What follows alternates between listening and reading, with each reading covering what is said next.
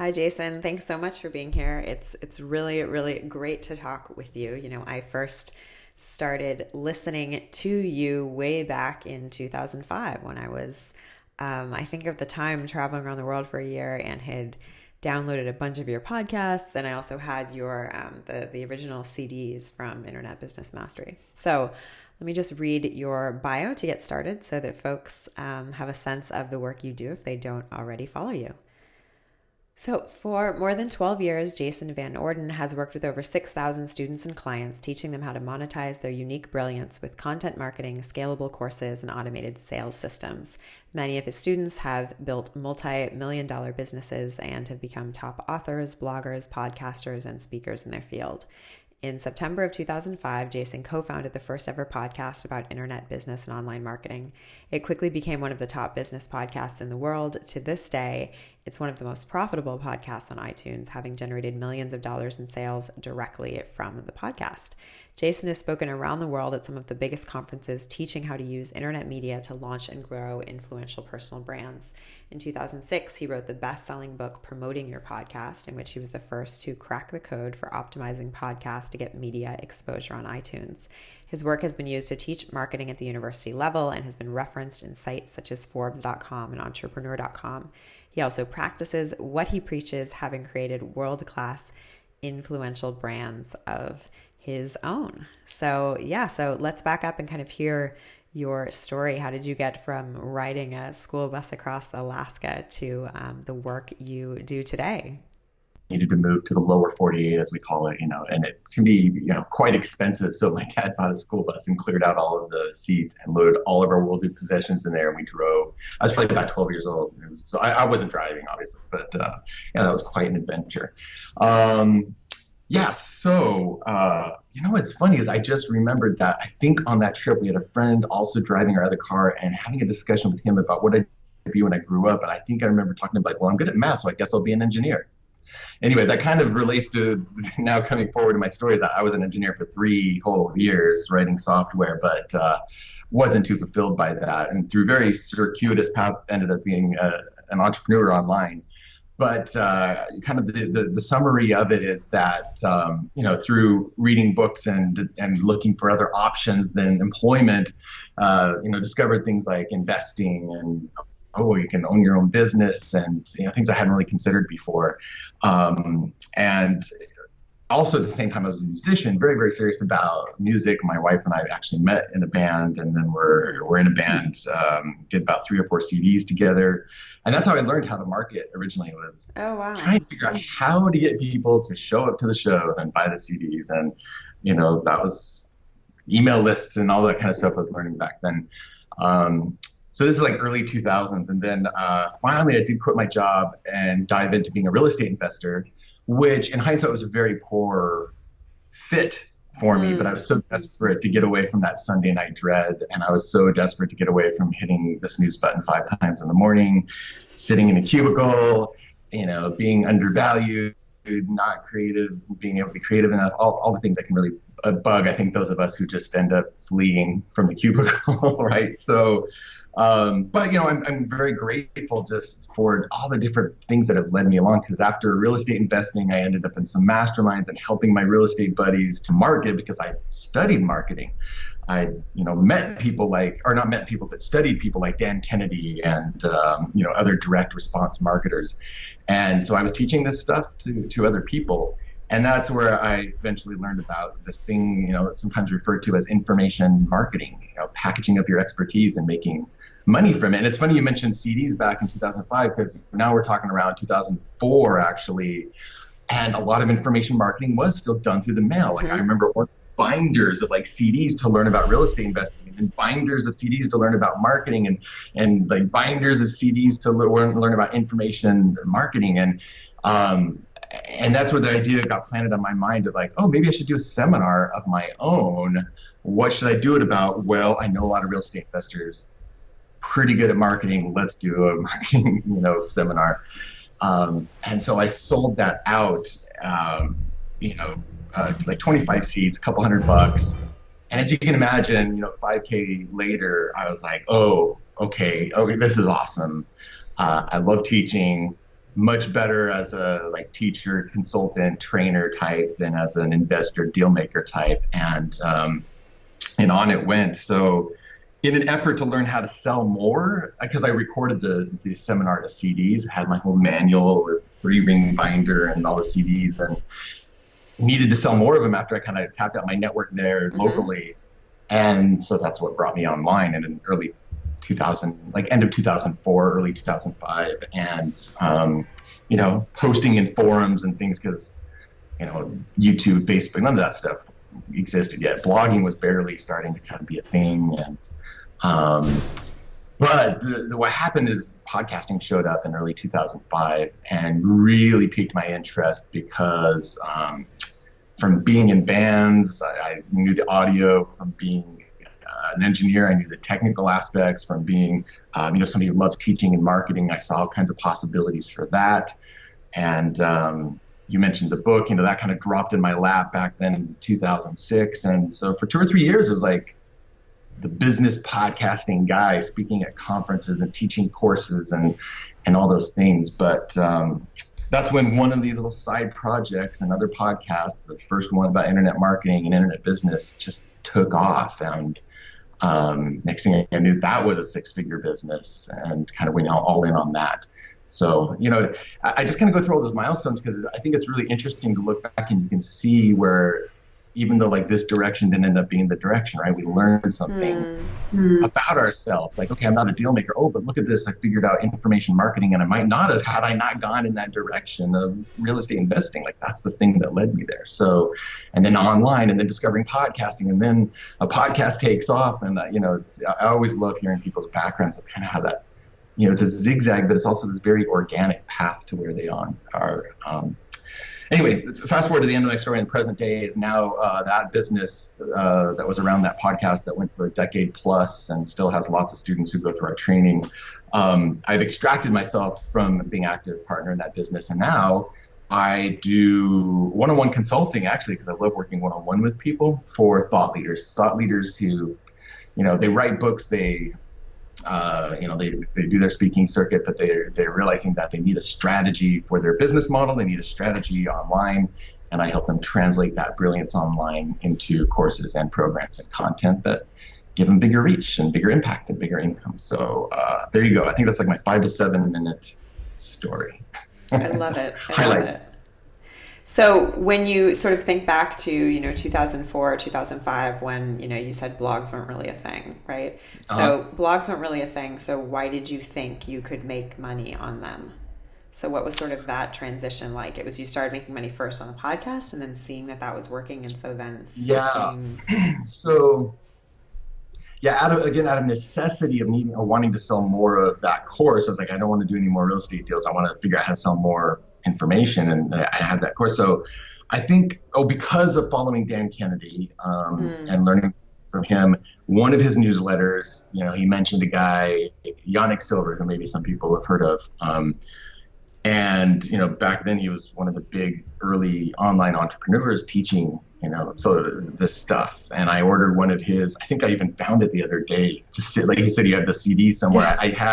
It was so weird, and I held it up and posted it in a group and people were freaking out because they're just like, oh my gosh, how old school, a whole 12 years ago. And and so that, I got his course and was reading through, and I'm like, oh, okay. And it was just like, it was like email marketing was black magic, Wild West, who knew, so it was just like talking about the stuff that we all just know, and you probably learn in your first month of studying internet marketing these days, but big deal.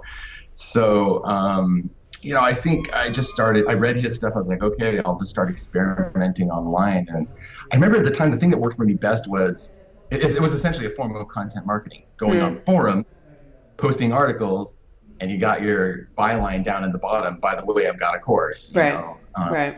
And now we would do that through social media, through our blog, right, and things like that. But that's kind of how I made that connection to internet marketing. That's kind of interesting to think about sort of forums as the new social media, or I hadn't really thought of it. I mean, forums, I guess, are still around. Like sometimes we're like, oh, hasn't they just been replaced by social media? But it's funny, there are certain niches still where forums are just like the dominant place that people like to gather and connect and things. So I imagine there's still people making money from their forums. Just not So me, I guess. tell me, so okay, so these days you do a lot of kind of one-on-one client coaching, and essentially a lot of that is a form of sort of mentoring a client through something, mentoring an influencer through this process of trying to figure out how they can bring their presence online, right? So I guess Right. I want to hear a little bit about how you sort of learned to become kind of this coach, mentor, and why Mhm. teaching was always such a fit for you. Yeah. That's a great question. I mean, it's one of those things where you look in hindsight and sometimes you can see where, oh, the clues were there. I mean, my dad was an educator and he, got a communications degree. And I was just thinking about this recently. So, like, it makes sense that maybe some of that rubbed off on me or was in Hmm. my DNA. But, in those early days before I'd like fully taken the plunge into entrepreneurship and I was just kind of like, itchy and displeased with my corporate, situation and going, oh, this can't be all there is. I remember there came a moment when I thought, okay, well, this really sucks, but let me think about when is the last time I was really fulfilled and enjoying life, and maybe that'll give me clues Hmm. as to go. Because I was thinking about should I go to MBA school, should I become a professor, should I? I was like all these things I was looking at, and my last 2 years of undergrad, I actually had a chance to teach. They gave me a class to teach. It was a music technology class actually, so I was teaching musicians and engineers, and I loved it. I absolutely loved it. And so I remember thinking, well, those last 2 years of university were awesome. And I think it was because I had more control over my time. I decided what classes I took. I got to pick the times. It was stuff I was, actively interested in. I got to teach. I was meeting interesting people all the time. Well, now thankfully I get to do that as an internet entrepreneur. I get paid to be a teacher, way better, sadly, way better than most professors Right. and secondary school teachers, right? But um, that's so the clues are there when I look back. But again, it's kind of funny that just like I fell into one after another, just my friends saying, tell us more about this marketing thing. And just like so naturally wanting like, ooh, yeah, I just learned this. Let me share it with you. And I've just always been that way. Learn something and immediately I want to go teach it to somebody. And so I think it's a process of, and it's just something good no matter what you're doing in life, a process of just staying aware of sometimes thinking back when you're most challenged, fulfilled, had a sense of purpose, or just paying attention to like the natural inclinations and habits that you're pulled towards when it comes to, you know, feeling purpose and feeling fulfilled, or just what do people turn to you for help? What do you just feel compelled? I mean, like I said, it's totally natural for me to learn something and immediately like, oh, who can I share this with? Hmm. That seems normal to me, but like some people know that, it's something else that they just are compelled to do, with maybe building with their hands, or, we all have those clues and things. And sometimes looking back to our childhood, those things are there. So I'm a big fan of being aware of those things, keeping track of them, and even like gathering them together in a place that you can reference and remind yourself Hmm. sometime.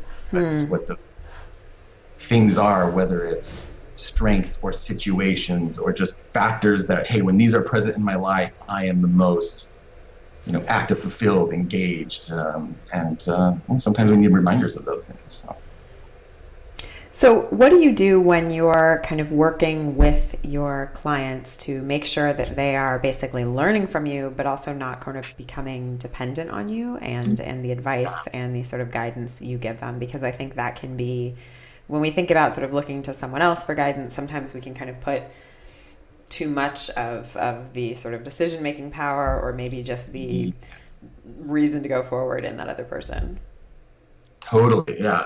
I love that question too, because I definitely, so I had done some consulting way back at the beginning, marketing consulting in 2004, 2005. And then pretty much once I discovered the online stuff, it was mostly digital courses online and mostly, maybe group programs and stuff like that.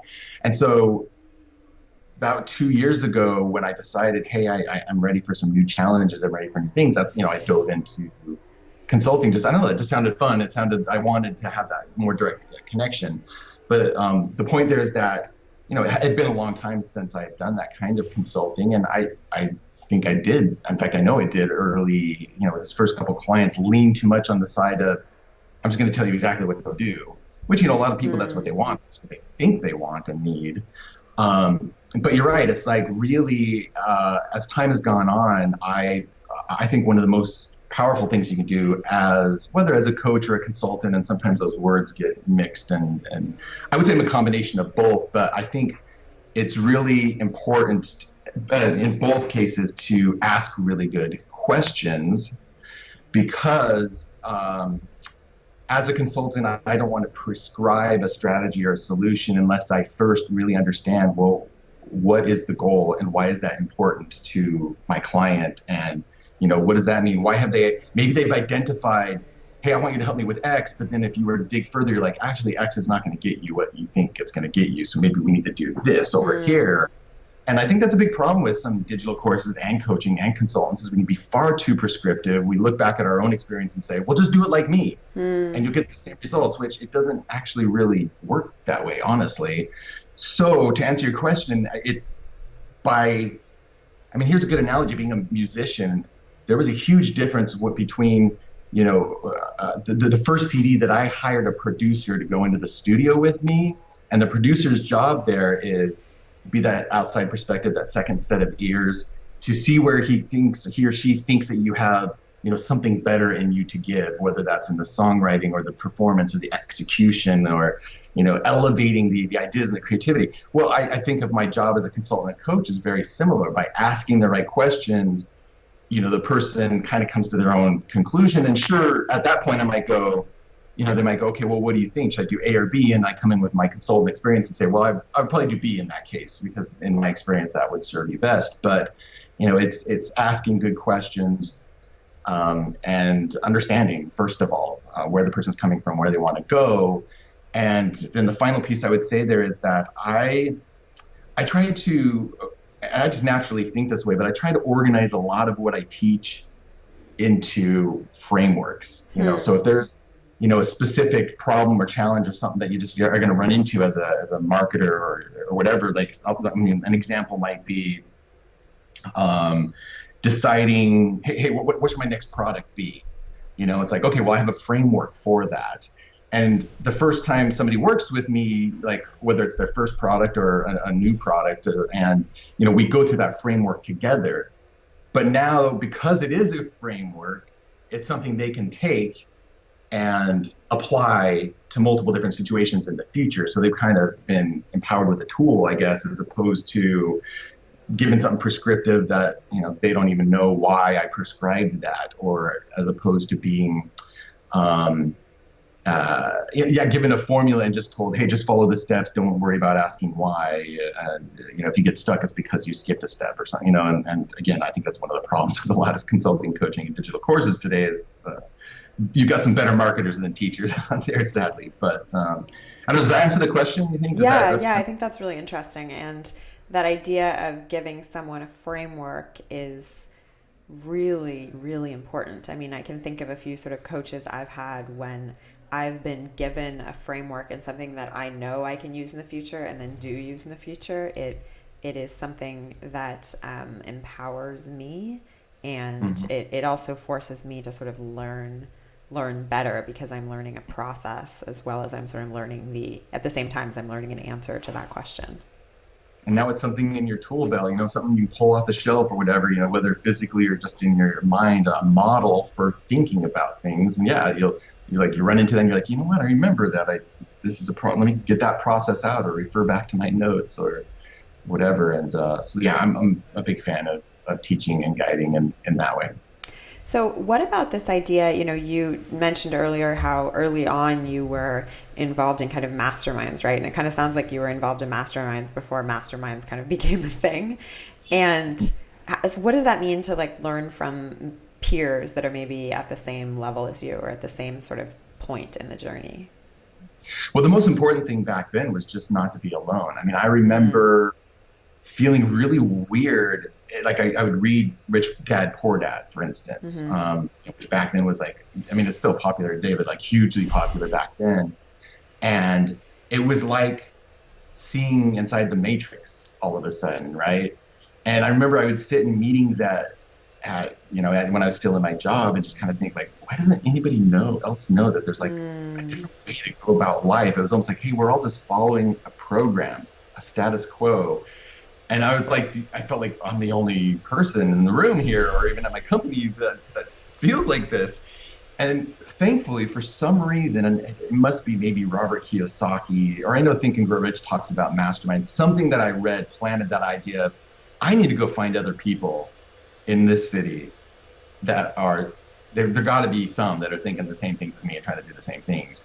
And, thankfully, search engines were a thing, and I was able to just search and pretty quickly find, I think at the time it was called a club. I mean, now we call them maybe meetups and stuff, but it was like Real Estate Investors Club. And it was in the basement of a library, a local library. I remember pulling up and going into the library and going down into the lower level, into one of the rooms that the library allowed to use for stuff like this. Walking into the room, it's like, there are 50 people here. Wow. And just like sitting down and kind of looking around, and the guy's talking, and he's clearly like a little ahead of everybody else, and so everyone's really inspired. And then hearing other people go, yeah, I want to totally do that. I'm like, oh my gosh, I'm not the only one that thinks this way, right? So whether it's at early stages of doing something, or even right now being more, even with 12, 13 years of experience as an entrepreneur behind me, it is so valuable to remind myself at times, I'm not the only one dealing with this problem. I'm not the only one asking this question. I'm not the only one that feels differently about that issue, because when you are feeling alone, you can really get in your head and be like, well, maybe is that wrong? Maybe there's something wrong with me. Maybe I need to change my point of view. Maybe this is a mindset issue. Maybe you just can go down a spiral. And so, I mean, that's one of the biggest things is knowing that you're not alone in the thing you're doing. There's others like you, finding your people. And then all the other usual things that we know about when it comes to masterminds. Though I will say that I think something that's missing in a lot of masterminds, because usually it's like, hey, what did you do last week that worked well? Share it with everybody. What's a challenge you have? And we'll all like help you with that. And like, that's great. And it's kind of this strategic, tactical, pool our resources and brain power thing. But it never goes to the level. I've always found my mastermind experiences now to be most powerful when it's a safe space for me to go and say the things I'm feeling most vulnerable about in my business life ever. And, those things that otherwise I would sit alone and overthink in my mind, right? So it's like, hey, this happened to me. It was like after 12 years and then ending up in a pivot and kind of working through, hey, where am I headed next in my business? I had this other business that was successful, but now I'm feeling very like lost and confused and things. And like all of a sudden, like imposter syndrome starts popping up again. And I'm like, wait, I thought I dealt with this years ago. Yeah. So it's like, I need to go share that with somebody. And they're like, yeah, it happens to me too. Like, even though you've been doing it for a while, doesn't mean, like to share that in a room where somebody will understand and listen and maybe just say, hey, yeah, me too. And I think that's vital as entrepreneurs, because look, I mean, we all know it's an up and a down, and it's a mindset game, and it's, we all think looking online and that social media that everyone else has it figured out and is 100% confident and strategic and always on point and succeeding. But I'll tell you what, it's not true. Everyone else is like afraid, wondering if they're doing the right thing, screwing it up, making messes, trying their best. And we need to remind ourselves of that and be able to share that in our own story wherever it's safe too. So aside from kind of in masterminds or, when you're sort of being vulnerable with peers and thus learning from each other, where else do you turn these days to kind of keep fresh or keep learning so that you can better help your clients and your followers essentially? Yeah. So the answer that I'm going to give is not the answer I would have given even 2 or 3 years ago. But it has by far become the most valuable thing for me as an entrepreneur on many, many levels, not only to answer the question about staying sharp and what's, relevant and needed and new and innovative. And that answer is you have a lot of conversations with people. And the reason why I wouldn't have said that a couple of years ago is, as long as I've been an entrepreneur, I know that in the past and for a very long time, I did not focus enough on, connection and outreach. I mean, the word we use is networking, and for some people that's fraught and means something boring and dull and annoying. But we all know what it like having the right relationships and just talking to people. Mm-hmm. And the reason for that is, and this might be everything from, like I said, the place you can go and be vulnerable, but then also, okay, who are 5 people in my network, or where can I go find 5 people who are my customer profile? So they've either been customers in the past, they are right now, they're likely to in the future, and sitting down and through a conversation, understanding deeply their situation, empathizing with their pains, their objectives, their challenges. Why are these things important to them? What are their real driving needs and motivators behind them potentially buying from you? Why do they have this aspiration? Why haven't they reached it already? Like, what's getting in their way? Because when you understand all those things, then you really can create the kind of value that stands out, is resonant, is magnetic, that is way easier to sell. And so, those kinds of conversations are invaluable. And then conversations just with colleagues, like, hey, yeah, what are you struggling with? What are you doing? Hey, it's kind of like the mastermind. A mastermind could, really even be lunch with a colleague, and like, hey, we have coffee for an hour and a half. And it's like, yeah, I've been dealing with this thing actually. And then, all of a sudden one of us has the idea for them. So if you look at my calendar these days, pretty much every afternoon there are multiple phone calls, whether they're interviews like this or prospective clients, or just a lot of connecting and staying fresh and up and, empathizing with the market, but then also, hey, what is everyone else dealing with, running into? Where are the missing needs? What are people fed up with that maybe I can fix? You just get all kinds of insights, opportunities, and maybe someone says here and there all of a sudden clashes in your head, and you're like, oh, wait a second, there's an idea I should take action on. So I'm a big fan, whatever phase of business you're at, of just making sure that you set aside time to hop on, a call like this, even a video call, and chat with people. I think that's really interesting too, because we think of the chatting and connecting as just being about connecting with the person or developing a relationship, which is one aspect. But then this other thing you're saying of it also being just maybe a catalyst for you to think of some new idea that might help you individually is an interesting point. I mean, just yesterday I had a conversation with a friend who is also an entrepreneur, and the intention of the conversation was to help him with something that he'd been struggling with the week before. And it started there, but then by the end of the conversation, we had been batting back and forth on where's the industry going, online market. And all of a sudden I ended our conversation going, I think I just had a breakthrough on where my business model is going. Because of things he said and just how he thought about, stuff, or him sharing his observations. Like, oh, there you go. Like, it doesn't always happen, but you have even one of those conversations a week, some things are going to happen. You have 3 to 5 of them a week, and hey, you're going to get more clients, more opportunities, more ideas.